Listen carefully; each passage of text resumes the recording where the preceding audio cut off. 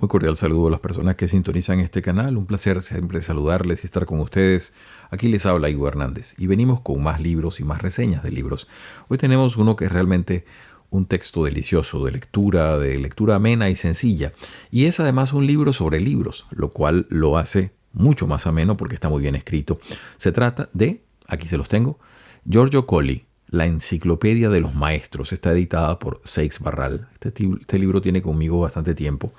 Yo lo he tenido siempre cercano porque Colli es un sujeto muy particular, de muy buena pluma, y además es el clásico estudioso, el clásico lector por el placer de la lectura. La lectura tiene en sí mismo para algunas personas la capacidad de hacerlos viajar, de hacerles entender una cantidad de cosas y se vuelve adictiva en cierta forma porque usted se adicciona a entender las cosas, a comprender las diversas perspectivas y siendo la lectura nuestra capacidad de comunicarnos con muchas formas del mundo y muchos mundos, si lo quiere ver así, entonces le permite a usted desarrollar especialidades dentro de su lectura y hay gente que está muy especializada en temas diversos. He tenido la oportunidad de conocer gente, por ejemplo, que en novelas policiales. Una vez conocí a una persona que leía novelas policiales y tenía un enjundioso conocimiento a la par que podía disertar sobre el tema durante mucho tiempo y alumbrar una cantidad de cosas que a mí me hubiese parecido a primera vista algo casi imposible. Sin embargo, así se ve. Y en el caso del profesor Colli, es un hombre que él fue profesor, él murió a una edad relativamente temprana, nace en 1917, murió en el 79, es decir, vivió escasamente unos 62, 63 años, pero dejó una obra interesante y lo más que dejó, además de ello, fue su deseo de expandir los clásicos. No está solo, todo el mundo recuerda el libro de Italo Calvino de Por qué leer los clásicos o para qué sirven, ¿no? Y aquí esta Enciclopedia de los Maestros tiene una reverencia particular también. Se compone este libro de los prefacios con los cuales él introducía la obra de ciertos maestros que compilaron con una editorial para producir textos diversos, clásicos ellos, que fueron editándose punto a punto. Para empezar este libro y para que ustedes tengan una idea de lo que vamos a hablar, les presento aquí el epílogo, una nota final de Giuliana Lanata. Y fíjense lo que dice acá para tratar de explicar y contextualizar el libro, que en sí mismo es una delicia de lectura por lectura en sí, es decir, es un sujeto que le introduce a usted en un tema, un libro tal, ya le vamos a leer el índice para que vean ustedes, y entonces expone allí su criterio, su opinión como una persona de estudio, y así se imbuye usted de lo que va luego a percibir o a leer. Pero fíjese lo que dice Giuliana Lanata sobre el profesor Colli. Dice, durante la mayor parte de su vida, Colli, como hombre de cultura y como filósofo, no se expresó de modo directo mediante la redacción de obras propias, a lo que llegó relativamente tarde, sino que lo hizo de modo indirecto a través de realizaciones de empresas culturales de sello inconfundible. Instrumento y punto de apoyo de estas empresas fue la editorial. Porque si desde 1947 hasta su muerte, Colli se integró parcialmente en la institución universitaria como profesor encargado de filosofía antigua, él nunca pretendió dirigirse a un público académico. La enseñanza universitaria podía atraer al Colli educador por la ocasión que le ofrecía de encontrar algún joven dispuesto a cultivar con él el espíritu de la amistad, pero entre él y la academia y los académicos trazaba unas distancias muy precisas, dictadas por la arraigada convicción de que la universidad como institución no está capacitada para generar una cultura radicalmente innovadora. Lo cierto es que aquí lo que se nota es precisamente eso. Él no se dirige a usted como académico, sino como una persona que gusta de la lectura y gusta de la lectura en el sentido amplio, en donde usted puede cotejar diversas ideas, unirlas, imbricar textos, unir ideas dispares, etcétera, etcétera. Todo aquello que hoy en día esa academia de producción de muchos papers en revistas editadas y todo aquello se ha ido distanciando, ¿no? La especialización absoluta a sujetos como Colli, que son más bien generalistas, por supuesto, le marcaba una distancia importante. Y fíjense que les leo entonces la introducción de lo que fue esa enciclopedia. Aquí la señora Lanata nos pone los textos y los años en que fueron editados. Dice aquí, nos parece muy útil, y la cita acá al final, citar aquí por orden de publicación todos los títulos de la colección para dar al lector el cuadro completo de una empresa editorial a la que Colli prestaba una importancia nada desdeñable. Y va desde el año 58, en donde empezó Está en italiano, por supuesto, dice acá. Federico Nietzsche, Schopenhauer como educador, lo es el número 1. Número 2, la disputa Leibniz-Newton. Eso es fascinante realmente allí, las fórmulas entre estos dos sujetos que son conocidos por haber llegado ambos a la idea del cálculo diferencial. Una cosa fascinante. Voltaire, las cartas inglesas. Hölderlin, el gran poeta alemán, escrito sobre la poesía y fragmentos. Peter Weil, sobre Spinoza. Goethe, la teoría de la naturaleza. En fin, así una cantidad de textos, cada uno un libro. Y él entonces prologaba o introducía al lector en ello. Y eso es justamente lo que compila este texto que tenemos acá y que se llama Enciclopedia de los Maestros. Fíjense ustedes que aquí tengo parte de algunos de esos textos y están acá y dice aquí el índice. El número, bueno, viene, por supuesto, empieza con la introducción, luego los órficos, fragmentos, Esquilo, los 7 contra Tebas, de Gorgias, los fragmentos, de Platón, el banquete, de Platón, las cartas, de Maquiavelo, la alegación ante el duque Valentino, de Gabriel Naudé, consideraciones políticas sobre los golpes de Estado, de Pierre de Fermat, observaciones sobre Diofanto, de Blaise Pascal, tratados sobre el equilibrio de los líquidos y sobre el peso de la masa del aire. En fin, así va de Spinoza, su ética. Yo me voy a permitir a ustedes leerles un par de ellos solo para que tengan noción de este texto. Seguramente no nos tomará tanta explicación como en otros, porque aquí, repetimos, es la lectura y el conocimiento por el placer del conocimiento y la lectura en sí mismos, no porque nos van a proveer de una cosa particularmente mayor o teleológica que lo que ellos mismos son. Es decir, el proceso está el saber está en el mismo proceso, en el mismo camino. Entonces, les leo un pedacito de algunos de los textos. Me gustó muchísimo, por ejemplo, la introducción que hace de Spinoza. Me parece muy hermosa y muy, muy humilde y a la vez muy, muy clara, como plantea Giorgio Colli esto. Y fíjense ustedes, para prologar el libro de la ética de Spinoza, dice lo siguiente: la ética requiere lectores que no sean perezosos, discretamente dotados y sobre todo que tengan mucho tiempo a su disposición. Si se le concede todo esto, ofrece a cambio mucho más de lo que se puede esperar razonablemente de un libro. Desvela el enigma de esta vida nuestra e indica el camino de la felicidad. 2 dones que nadie puede despreciar. Cada filósofo quiere encontrar un sentido, o sea, una unidad del mundo. Pero los objetos que debe considerar son infinitos y los nexos conceptuales que debe establecer entre ellos son, si ello es posible, aún más infinitos. El vigor de un filósofo se mide por la amplitud de esa red que él lanza sobre las cosas en un intento de envolverlas y atraparlas. Pero lo que cuenta igualmente es la calidad del tejido de esta red. La baba de la araña debe ser reluciente y uniforme, y lo bastante leve como para engañar la presa. Es la fuerza de la mirada que estabiliza esta unidad lúcida y envolvente. Una bellísima introducción la que hace de Spinoza y de un texto fundamental como es ese texto de la ética, que debe leerse preferiblemente si tiene la oportunidad con otras personas que estén trabajando el texto. Sobre Voltaire y sus famosísimas cartas inglesas, dice lo siguiente. Estoy en la página 69. Voltaire habla un lenguaje natural y esto contribuye mucho a su fascinación. La sensación fastidiosa que se tiene cuando por primera vez nos acercamos a un autor y advertimos que más allá de sus palabras se presupone todo un mundo oscuro cuyo acceso parece obstruido, no nos turba al leer a Voltaire. Al lector se le trata aquí con gran confianza y sinceridad.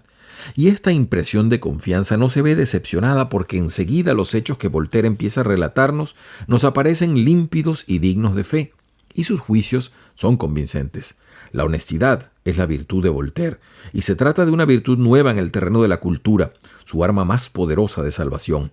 En el siglo XVIII la ciencia deja de ser un privilegio de grupos aristocráticos y se convierte en una cuestión de dominio público, y se hace necesario tomar abiertamente posiciones en defensa propia contra la invasión del Estado y de la religión. Es preciso decir la verdad a todos y acerca de todo. Esto no es el fin más elevado de la cultura, pero tácticamente sí es la tarea más urgente, y la táctica aún vale para nuestros días. Voltaire no tiene el gusto filosófico de buscar verdades ocultas, sino el gusto práctico de decir verdades evidentes. Más que un teórico, es un hombre de acción, un adalid de la cultura en los albores de una época de gran peligro, una bandera para las generaciones futuras y para todos nosotros. Bellísimas palabras. Verdaderamente un placer leer a este hombre que macera sabiduría y conocimiento y sobre todo lo que trasluce a partir del texto, que es ese gran amor por la lectura. Les leo sobre David Hume. En cada uno de los autores él se enfoca en particular en un texto. Fíjense que estábamos hablando de Voltaire y sus cartas inglesas. Ahora paso a David Hume y está hablando de los discursos políticos, que son una serie de ensayos en particular. Dice acá lo siguiente, el gran filósofo inglés David Hume: dotado de una vitalidad nada prepotente, pero sabiamente administrada y directa, David Hume ha sabido descollar en la espléndida carrera dieciochesca del ingenio, manteniendo en alto el honor de su país contra la invasión francesa. Hombre de sentimientos bondadosos y disciplinados, tuvo, como él mismo lo confiesa, una sola pasión: el deseo de la fama literaria, pasión satisfecha al final tras una lucha tenaz y muchas decepciones. Con todo, tenía un auténtico temple de filósofo y la ambición le ayuda, todo lo más, a desarrollar la propia naturaleza, delineando un instinto político al lado del especulativo. Toda su vida, por otra parte, es un ejemplo de admirable equilibrio entre acción y contemplación. En la acción es siempre filósofo, aristocráticamente apartado de su objeto, y en el pensamiento es antidogmático, concreto hasta la fragmentación. Se trata de un don raro para un hombre moderno. Por eso consideramos que Hume puede presentarse a nosotros como un educador. La política, las relaciones humanas, la historia son esferas de gran importancia que no pueden ignorarse siempre que no seamos dominados por ellas. Si se presenta una situación de ventaja para el filósofo, será necesario mantenerse fuera de la pelea, sin cerrarse a la acción. La enseñanza que Hume nos da con su vida es meditada. La esfera de la filosofía es heterogénea respecto a la de la política. Por consiguiente, solo a un filósofo que no pertenezca a ninguno de los dos partidos incumbe poner todos los hechos sobre la balanza y asignar a cada uno de ellos el peso y la influencia que propiamente tienen. La duda, la reserva y la incertidumbre son por esto los únicos presupuestos con que hay que pesar estos fenómenos. O si le asalta una pasión, es la de burlarse de la ignorante plebe. Bueno, así sigue el trabajo. Ya para cerrar, porque es un libro que, repito, lo he leído varias veces y vuelvo a él muchas veces para ver cómo diagrama a los autores y cómo los presenta en lo que fue una biblioteca. Estos eran libros que se editaban y llevaban este tipo de introducciones. Dice sobre el gran poeta alemán Friedrich Hölderlin, escrito sobre poesía y fragmentos, dice acá: penetrar en lo que se oculta más allá de la expresión poética, es decir, recoger la calidad de la vida interior que condiciona las palabras del poeta, ha sido siempre un problema abierto y razón esencial de la fascinación de la poesía. Es raro que una ayuda en esta dirección nos la prestan los mismos poetas, y cuando estos toman la palabra con un propósito nos conviene aguzar el oído. Hölderlin nos habla en los escritos que aquí se presentan de ese misterioso más allá y es obligado tomarle en consideración porque en el fondo nos cuenta una experiencia personal. En el procedimiento del espíritu poético se pone como vértice de la vida poética un sentimiento bello, sagrado, divino. Esa expresión es un replegarse, una reflexión que restituye al corazón todo lo que le ha arrebatado, donde surge el lenguaje poético. Entre el sentimiento divino y el lenguaje no hay fractura, según Hölderlin, sino un proceso natural, pero somos nosotros quienes advertimos una separación, una elevación que infunde respeto, casi una abstracción en los versos de este poeta. Poeta, por cierto, muy citado como uno de los grandes, quizás uno de los más grandes, si no el más grande para algunos pensadores, entre ellos Heidegger y todos ellos que consideraban a Hölderlin como un poeta muy especial de la lengua. También a Schopenhauer le dedica acá con sus Parerga y Paralipómena. Acuérdense que Schopenhauer tuvo como fundamental trabajo El mundo como voluntad y representación, son 2 tomos, pero más allá, un poco más mayor en edad, empezó a trabajar estos ensayos, unos ensayos largos, unos cortos, y los publicó luego y le dieron alguna fama posterior. Y dice así: presentados con modestia por un filósofo que no era modesto, sino estos escritos filosóficos menores conquistaron un público e hicieron de Schopenhauer un acontecimiento cultural nada pasajero. En las intenciones del autor, los Parerga debían servir de redefinición del sistema del mundo como voluntad y representación, y aclaraban los desarrollos como una experiencia enriquecida, y comentaban extensamente, con un tratamiento articulado, la intromisión racional exhaustiva de aquella visión del mundo. La obra, en cambio, fue aferrada por sí misma. Fue un descubrimiento porque en ella, por primera vez, un gran pensador lograba comunicarse y solo a continuación se convirtió en una introducción de la construcción más ardua, comprimida de su obra El Mundo, que citamos. Entonces aquí puede verse cómo a cada uno de ellos les va diciendo. Schopenhauer, hay que decirlo también, tenía, si bien El Mundo como voluntad y representación es una obra filosófica y por ello tiene alguna forma abstrusa de comprensión implícita, en cambio los ensayos, y ahí se revela la pluma de Schopenhauer, tienen una capacidad didáctica y expositiva muy clara. Es un hombre de una fluida pluma. Usted puede ver, porque tenemos otras revisiones sobre su vida, sobre sus biografías, cómo eso siempre ha sido destacado por los lectores.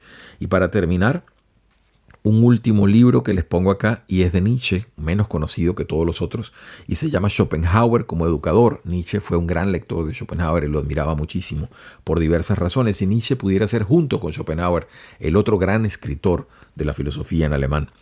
Dice Schopenhauer como educador, y dice Colli, este no es un libro relajante, no se dirige a quienes leen para descansar, y tampoco a quien lee para ampliar sus conocimientos. Es un escrito destinado a quien todavía tiene algo que decidir sobre su vida y sobre su actitud frente a la cultura. Cuando sentimos en nosotros una incertidumbre parecida, el deseo de dar los primeros pasos y la necesidad de una guía que nos consuele, entonces el arte, la ciencia, la filosofía pueden enderezar nuestra vida para que tomen la figura de una persona que inspire respeto y admiración. Al elegir un maestro, empezamos a convertirnos en algo, y la modestia del acto atenúa el orgullo juvenil y la confianza en el apoyo presta firmeza a nuestros futuros actos. Esa es la experiencia personal que Nietzsche nos cuenta aquí, y las mismas palabras empleadas por él y la personalidad que de ellas emerge pueden llegar a ser para nosotros el modelo para una repetición de la experiencia. Vivir en general significa siempre estar en peligro. Esto lo leemos en este libro, y de tal naturaleza son sus enseñanzas que si las palabras de Nietzsche, a través de él también Schopenhauer, buscamos a la filosofía, su voz es bien distinta de la que hemos oído en la escuela. Ahí tiene usted, pues, Giorgio Colli en este fascinante libro, muy hermoso, de punta a punta, la enciclopedia de los maestros, en donde va poniéndonos la editorial Seix Barral cada una de esas introducciones que fueron para sendos libros editados en esa enciclopedia que agrupó 100 textos fundamentales, 100 textos que debían ser leídos. Les habla Ivo Hernández, un placer como siempre estar con ustedes, venimos con más textos. Este ha sido una especie de pie de página a otros textos mucho más expositivos, mucho más de agrado, más de disfrute en la lectura y por supuesto también de aprendizaje, ¿por qué no? Que tengan todos una muy feliz semana. Siga usted atento a este canal, que ya venimos con más observaciones, y si algo le gusta o le parece digno de comentar, puede hacerlo y marcar los futuros videos que vendrán. Gracias por estar allí.